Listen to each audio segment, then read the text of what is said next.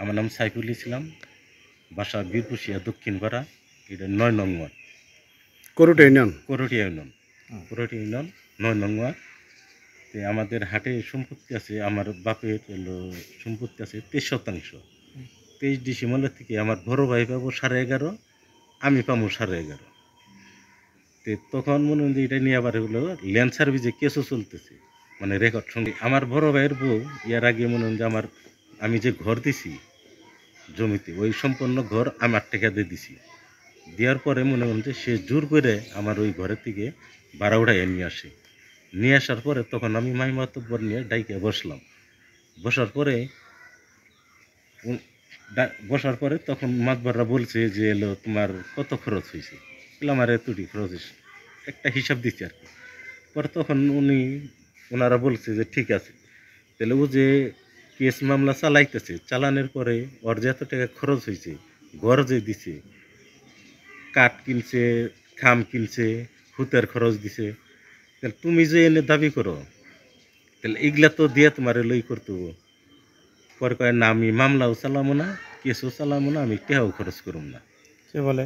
এটা হলো আমার বড় ভাইয়ের বউ বলে, আর হলো ভাতিজা বলে।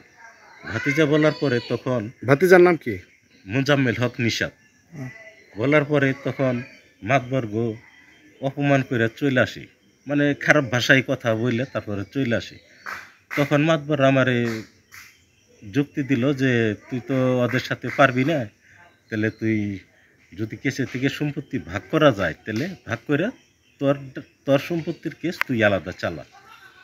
তখন মনে করেন যে মাতবরদের কথাই আমি মনে হয় যে সম্পত্তিটা ভাগ করে আবার যে একসাথে চালাইছি, যে ওনাদেরও সই আছে আমারও সই আছে, মানে বাটোরা আর কি, বাটোরার সই আছে। পরে আমি সম্পত্তিটা ভাগ করে আলাদা ভাগ করে আমার 11.5 নিয়ে আমি আলাদা চালাইতেছি। চালানোর পরে মনে করেন যে যখনই ওনারা দেখছে যে কুটে আসলেই কেস জমিটা ভাগ হয়ে গেছে, আবার এর আগে মনে যখনই ইটা নিয়ে আসছে, তখন আমি ভাড়াটা নিয়ে আসছে যখন জোর করে, তখন আমি একটা 44 দ্বারা জারি করছি। হাটের জায়গার উপরে? ওই হাটের জায়গার উপরে, আমার যে জায়গায় ঘর, আমার নামে কারেন্ট আছে, আমার নামে নিজের নামে কারেন্ট, ট্রেড লাইসেন্স আমার নামে, মোট কথা সবই আপনার নামে? আমার নামে, মোট কথা সবই আমার নামে। পরে মনে করেন যে ওই ইয়ার পরে যখনই দেখছে যে সম্পত্তিটা আসলে ভাগ হয়ে গেছে, তখনই ওনাদের মাথাটা নষ্ট হয়ে গেছে। এখন কীভাবে আমার সাথে করবো? এর আগে ইতিপূর্বে ওই যারা চলাকালীনই দারোগায় ওনাদের বলে গেছে গরমুখী যাবেন না, ওনারা আইন কানুনও মানে নাই। তারপরেও গেছে, যাই কি করছে, আমারে মারছে, ওই হাটেই মারছে আমারে এই মায়া। হাটে কে মারছে? এই ভাতি যায় আর হাটে যাই মারছে? হাটে যাই মারছে আমারে, হাটে যাই মারছে। ওই দিন কি ঘটনা হয়েছে, যেখানে বাড়িতে কি ঘটনা হয়েছে? খালি এতে মনে করেন যে আরো কয়েকবার এই ভাইস্তে ভাবি সবাই মিলে আমারে এই বাড়িতেই আরো একবার আমার মারে সহ মারছে, আমার বোন জামাইরও মাথা ফাটাই ফেলেছিল। এতে পূর্বে কয়েকবার এই ঘটনা ঘটাইছে এরা। ঘটানোর পরে তখন মনে করেন যে এখন আবার আমি এই গেটটা ঠিক করতেছি। ঠিক করার পরে খাম যে জায়গায় আমার এই রাস্তা, মাতবাররা বললো যে তুই এই জায়গাটা দেওয়ার পরে তোর এই জায়গার পরিবর্তে আমরা ওই সাইডে এই জায়গাটা দিয়ে দিব। আমার সেই মাতবাররা এই জায়গাটা পরিবর্তে আর ওই জায়গা দেয় নাই, আমার পিছনেও দেয় নাই। কিন্তু এই বাড়িতে সম্পন্ন হলো আমার 18, আমার ছাপকলা দলিল মায় আমার দিয়ে গেছে, রেজিস্ট্রি দলিল। এর থেকে বাড়ির সামনে থেকে আমার 18 যাব এই দিকে। ওনারা যে বসবাস করতেছে আমার 18-র মধ্যেই বাস করতেছে, আমার 18-র মধ্যে বাস করতেছে।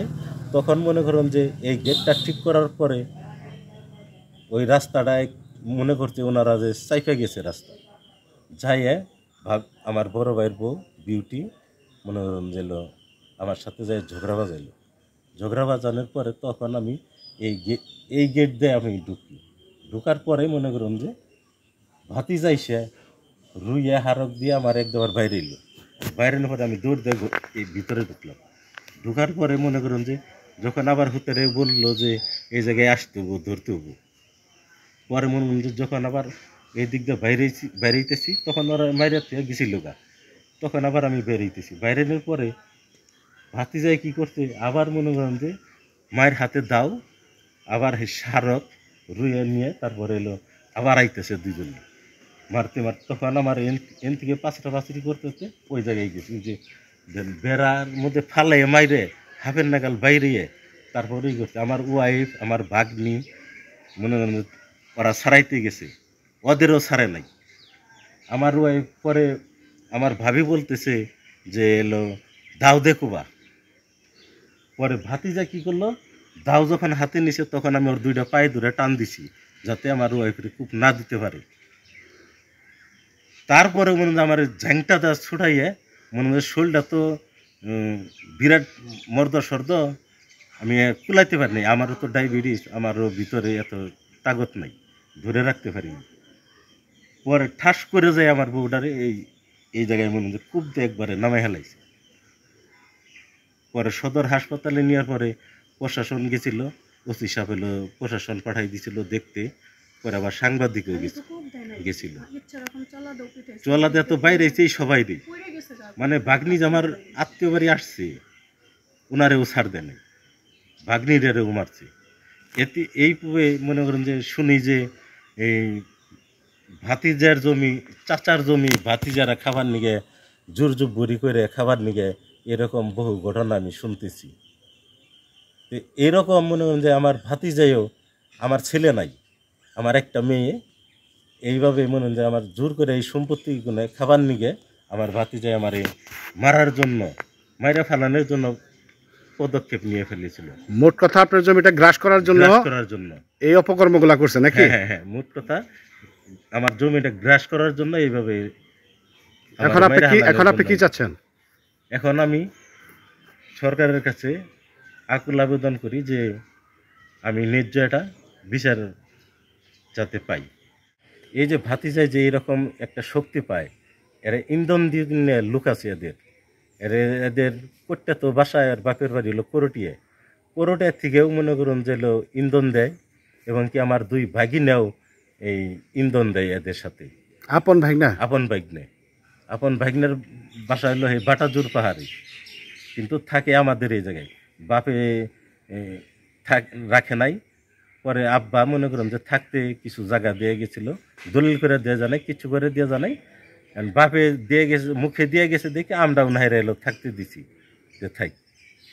এখন এই যে এরা ইন্ধন দিয়ে, হ্যাঁ জি, আমি একবারে অসহায়ের মধ্যে, মানে আমার তো ছেলেও নাই, আমার একটা মাত্র মেয়ে, একবারে অসহায়ের মধ্যে। মনে হন যে এর থেকে মনে করেন আমাদের যে মারছে, মাইরা ফালানের যেই করছে, আমার বউ যে পয়রা রয়েছে মাথায় কূপ দেওয়ার পরে, তারপরেও একটা লোক আমার ধরতে আসে নাই। খালি এই যে পাশের বাড়ির স্বপন আসছিল আর রফিক ভাই আসছিল। থানায় কোনো অভিযোগ করছেন? হ্যাঁ, থানায় অভিযোগ করছি, থানায় অভিযোগ করছি। করার পরে আপনার ওসি সাহেব নিজেই এলো, এটা হ্যান্ডেলিং করে এলো সদরে। এই ৯ নম্বর ওয়ার্ডের যে কাউন্সিলর আছে, মেম্বার আছে, সে অবগত আছে? হ্যাঁ, সে অবগত আছে, সে অবগত আছে। সামিয়া। কোন ক্লাসে পড়ো? ক্লাস 9। কোন স্কুল? নলসুদা বালিকা উচ্চ বিদ্যালয়। এই যে তোমার বাবাকে এবং তোমার মাকে যে মাঝে মধ্যে মারধর করে, কারা মারধর করে এইভাবে? আমার চাচাতো ভাই, চাচি, তারাই। কেন? এই জায়গা সম্পত্তি আমি, আমার ভাই নাই, আমি একমাত্র মেয়ে, তার জন্য। তোমার বাবা মাকে মেরে ফেললে এই জায়গা ওরা নিতে পারবে? হ্যাঁ।